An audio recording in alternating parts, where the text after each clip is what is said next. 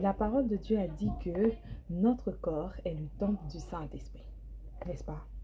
Lorsque la Bible dit que notre corps est le temple du Saint-Esprit, nous sommes porteurs du Saint-Esprit en nous.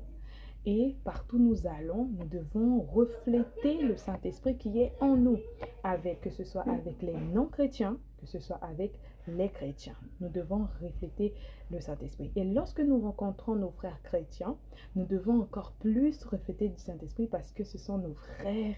Nous devons être heureux, contents et tout. Bon, parlons d'un sujet aujourd'hui. La Bible dit que l'Église est le corps de Christ. Nous sommes le corps de Christ. Waouh! C'est magnifique de dire que nous sommes le corps de Christ alors que le corps est divisé.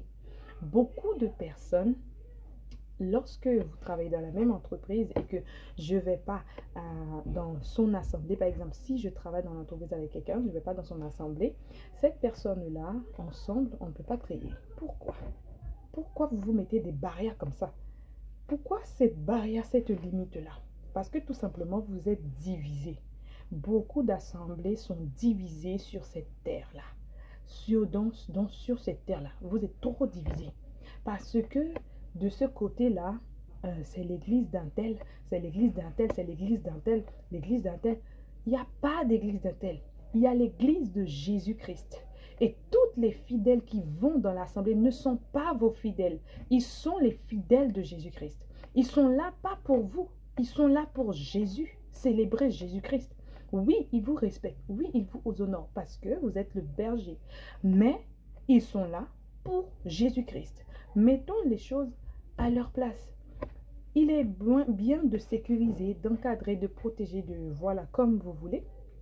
Mais savoir que il y en a qui viennent, c'est pour 1 an les fidèles, et 2 ans, 3 ans, et ils quitteront. Il y en a qui sont là, qui vont soutenir votre ministère jusqu'à. Il y en a, l'Esprit de Dieu va leur parler pour aller dans un autre ministère, pour aller soutenir. Pourquoi c'est comme ça? Parce que tout simplement, ils ne vous appartenons pas. C'est comme ça le français, je ne sais pas. C'est pour Jésus-Christ. Ils sont là pour Jésus-Christ. Alors aujourd'hui, pourquoi vous êtes divisés?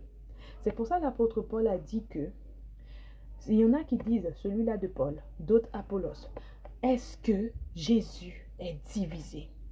Lorsque Christ était aussi avec les apôtres, je vous parle de l'esprit de division, hein? Lorsque Jésus-Christ était avec les apôtres, il y en a qui disent que qui était le plus grand parmi vous? Ils cherchaient à savoir qui était le plus grand.